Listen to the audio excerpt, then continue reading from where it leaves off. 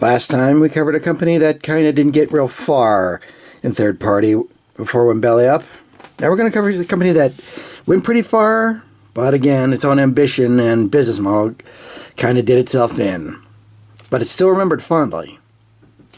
Fansproject Retro Future Glacialord Tusker, today on World of Stuff. Fansproject, for those not in the know, was one of the spearhead companies in the early days of third party that realized that there is a possibility to make their own name in the Transformers biz by doing accessories at the start. As their successes went on, they actually went on to full figures.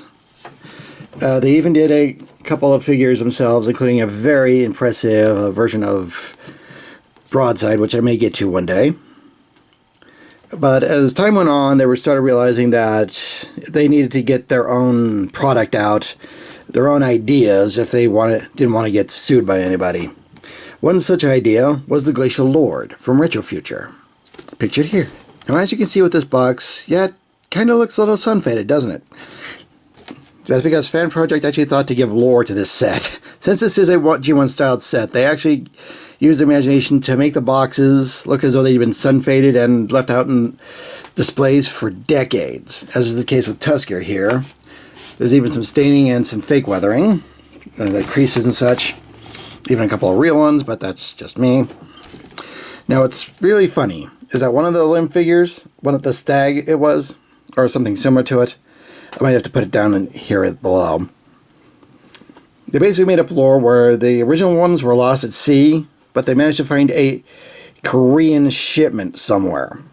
The box itself is designed like a fresh out of the warehouse Korean style box. If that excites you, that could be one of the hard ones to find, but it's worth it. Now, the back of the box here, which does not have the weathering, we do see a full picture, well, at least an idea as to what Glacialord will look like. And yes, it is a Scramble City style, for those of you who are wondering, which means that the Limbots had the same style head, so you can combine any one of them as an arm or a leg. You could probably also do this with the Seacons and maybe even some of the other combiners, except for Devastator. If that anyway, getting this figure out of the box, and after taking a look at it proper, you'll see, what's this? Why yes, Styrofoam. That's how much they planned this out. This did also come with a sticker sheet. I've already applied most of the stickers, which kind of look a little plain. Still looks a little plain, but at least it does look nicer. Anyway, but continue removing from the box. This serves several points here, as well as what is part of the figure itself, something of the headmaster gimmick that will play several parts in the figure. We'll get to that in a minute. As you can see, here is the sticker sheet. Yes, they're all applied to the robot itself. And here we have the instruction booklets, very much styled in the G1 fashion.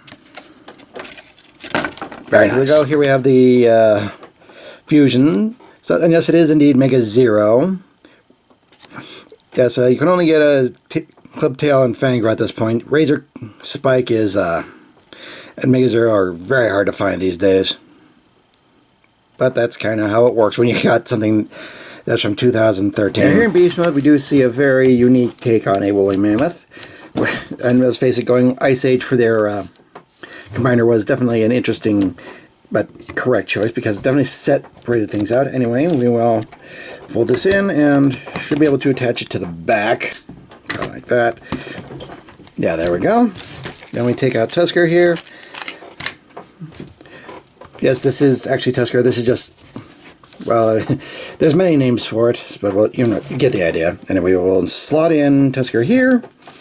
And here we have Tusker with the mammoth mode in the sort of riding pose, if that excites you. Since this is G1 style, you're not going to get a whole lot of movement here.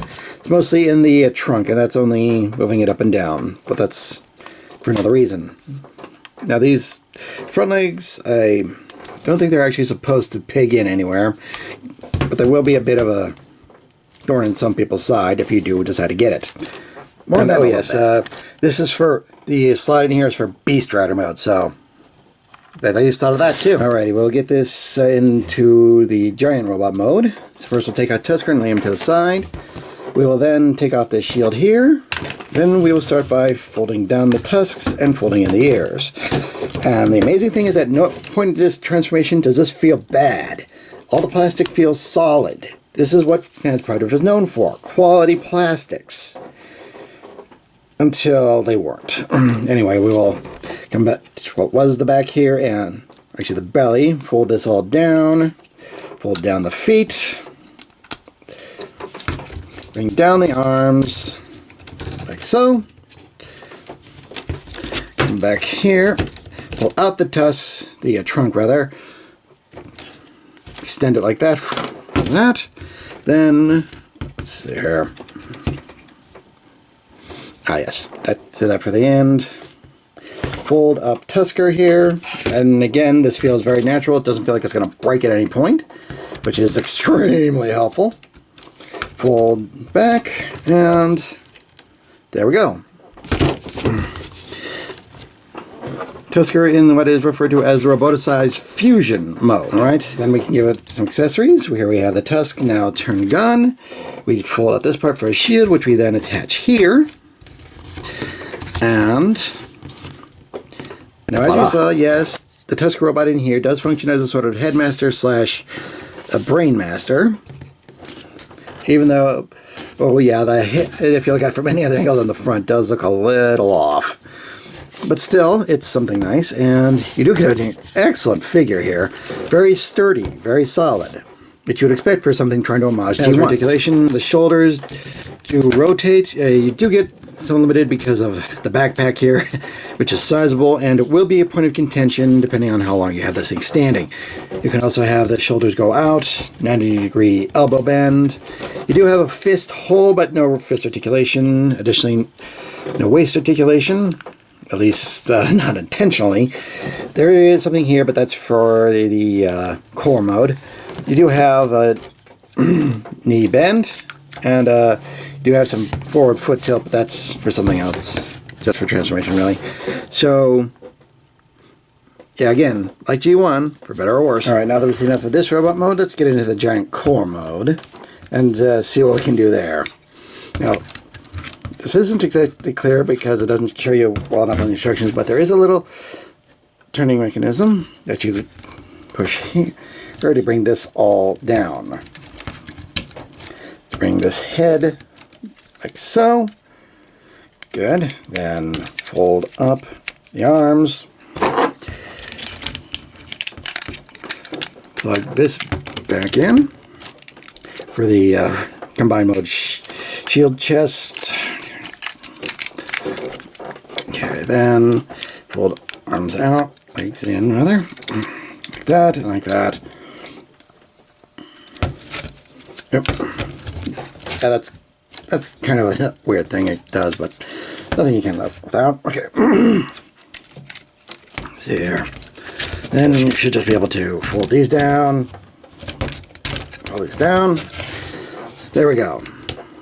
Glacialord core mode. Now with this trunk, you can combine the other limb robots to create a very interesting combiner weapon. There are actually hands for the combiner in here that can hold it. But like I said, getting a hold of the other limbs can be a challenge, especially if you want some variety. But it is possible. You could even use your G1 figures if you're feeling brave. Now, I'm going to have to get to the parts, the reason why Fansproject kind of ended up going the way of the winds. It's because they kind of based their business model on the last success fuels the next project. And many attribute their attempt at female Dinobots. Yes, they had the idea before Hasbro did. That were incredibly fragile and very surprisingly poor quality, kind of tanked them. They did manage to finish everything they could to get out, including a fifth limb for the Glacialord here, but by then the damage was done. They kind of, I guess the team went their separate ways, and all we have left is their work, which, for a vast majority of it, is quality. And we're checking out. Now, as I mentioned before, this figure is still available at an exceptionally inexpensive price. And for the price of admission, minus not including shipping, it's definitely worth it. especially if you're looking for some additional play value. Finding the full set will probably be a bigger challenge, but you can at least get something. Something that people did appreciate and enjoy.